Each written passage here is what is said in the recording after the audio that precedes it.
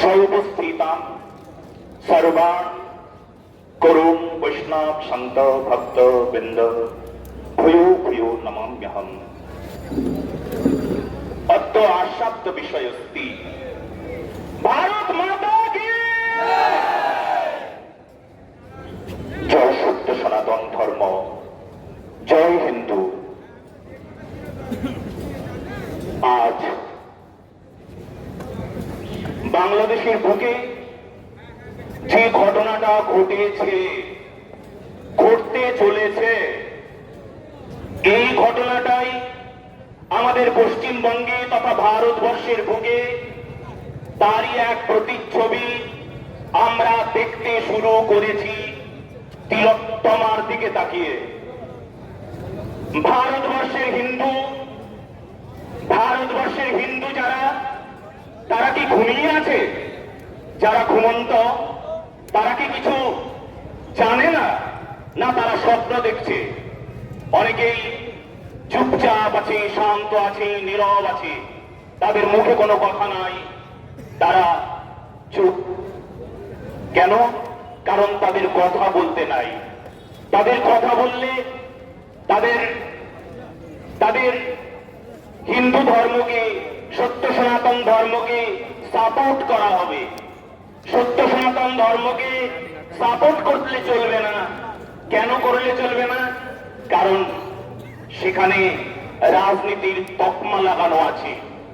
যারা এখানে এসে উপস্থিত হয়েছেন, যারা সাধু সন্ত মহান্ত মহাপুরুষগণ, তারা আজ মাঠে নেমেছেন। দেখুন আপনারা, কলকাতার বুকে দেখুন, আজকে মাঠে নেমেছে তারা।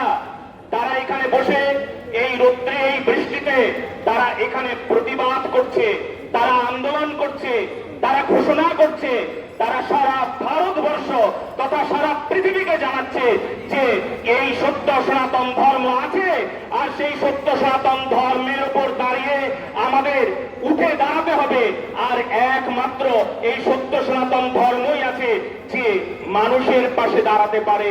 মানবিকতা যার আছে, মনুষ্যত্ব বোধ যার আছে, যার বিবেক সত্তা আছে, যার সম্প্রীতি শব্দটি কেবলমাত্র সত্য সনাতন ধর্মে একমাত্র এমন ভাবে আপনারা পাবেন সম্প্রীতি শব্দটি। আর সেই সম্প্রীতির যে প্রতিম, তার নাম হিন্দু, তার নাম সত্য সনাতনীগণ। কিন্তু জানেন, এই সত্য সনাতনী যারা তারা যদি এই ধর্মের উপর কখনো কোনো সময় অত্যাচার দেখে, হিন্দু জাতির উপর যদি কখনো কোনো সময় অত্যাচার দেখে, তখন তারা হয়ে ওঠে নরসিংহ। তারা নৃসিংহ হয়ে যায়, তারা নৃসিংহের মতন হয়ে যাবে। আজকে কিন্তু আমাদের অবস্থা ঠিক তাই হয়েছে। আমাদের এই মুহূর্তে আমরা যারা এখানে এসে বসেছি, তারা কি আমরা এই বাংলাদেশের পরিস্থিতির সঙ্গে আমরা এইখানকার পরিস্থিতি, পশ্চিমবঙ্গের পরিস্থিতি কি মেলাতে পারছি? তালগোল মিলিয়ে এক হয়ে গেছে। কারা যেন আমাদের এই সত্য সনাতন ধর্মের উপর যারা এমন ভাবে তর্জনী নির্দেশ করছে, যারা অত্যাচার করছে, তারাও কিন্তু এমন বাংলাদেশের সেই অত্যাচারী মুখগুলো, তারই প্রতিচ্ছবি আমরা এখানে দেখতে পাই। তাই আমরা বুঝতে পেরেছি, আমরা এই ষড়যন্ত্র খুব ভালো করেই জানি। আমাদের এই হিন্দু ধর্মের উপর অত্যাচারী যারা, তারা কারা আমরা ভালো করেই বুঝতে পারি। আমাদেরকে মাথা উঁচু করে দাঁড়ালে সমাজ দেশ রাষ্ট্রের কল্যাণ হয়ে যাবে, তারা বুঝতে পেরেছে। তাই তারা সমাজ দেশ রাষ্ট্রের কল্যাণ চায় না। তাই যারা সত্য সনাতন ধর্মের মানুষ, তাদেরকে দেখলে বলে এরা সন্ত্রাসবাদী। জানেন, আমরা যখন হিন্দুত্বের জন্য লড়াই করি, আমাদেরকে সেই লড়াইয়ের পাশে এসে না দাঁড়িয়ে তখন কি করা হয় জানেন? আমাদের নামে কেস ঠুকে দেওয়া হয়। এটা পশ্চিমবঙ্গ। আমরা যখন কোন সত্যের প্রচারে এগিয়ে আসি, তখন আমাদের নামে কেস ঠুকে দেওয়া হয়। তা আপনারা সবাই জানেন। এই মানুষটার দিকে তাকিয়ে আপনারা দেখেছেন, যখন মালদার আদিনাথ সেখানে যখন আমি প্রতিবাদ করেছিলাম, এইটুকু বলেছিলাম, কিন্তু সেই প্রতিবাদে সারা পৃথিবীর মানুষ আমার দিকে তাকিয়ে বলেছিল সত্য সনাতন ধর্মকে যারা সাপোর্ট করে, কিন্তু যারা সাপোর্ট করেছিল সেই পশ্চিমবঙ্গের মানুষদের কত মানুষকে কেস দিয়েছে। জানেন আপনারা, এটা আমাদের পশ্চিমবঙ্গ।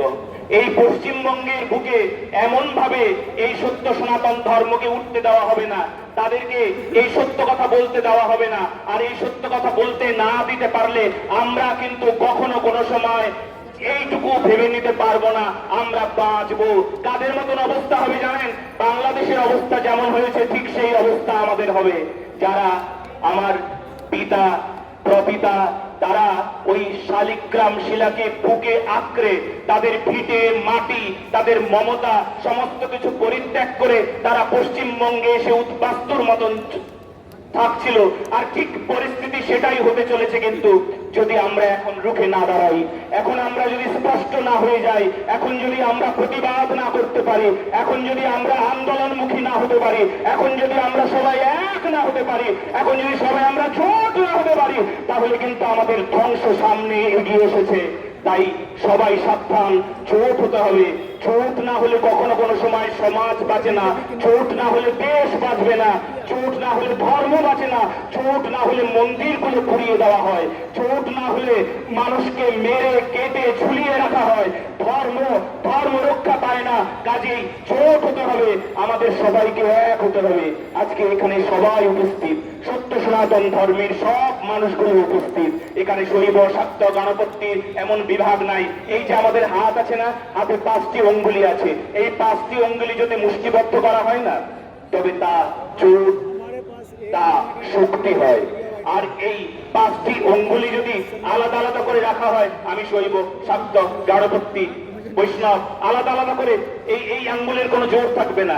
আর সেই শক্তি কখন হবে, শক্তির প্রকাশ কখন ঘটবে? যখন আমরা এক হব, যখন আমরা মুষ্টিবদ্ধ হব, সবাই এক হব। আর এই সত্য সনাতন ধর্ম রক্ষা করবার জন্য আমরা সবাই এখানে এই রাস্তায় নেমেছি। আজকে রাস্তায় নেমেছি কেন?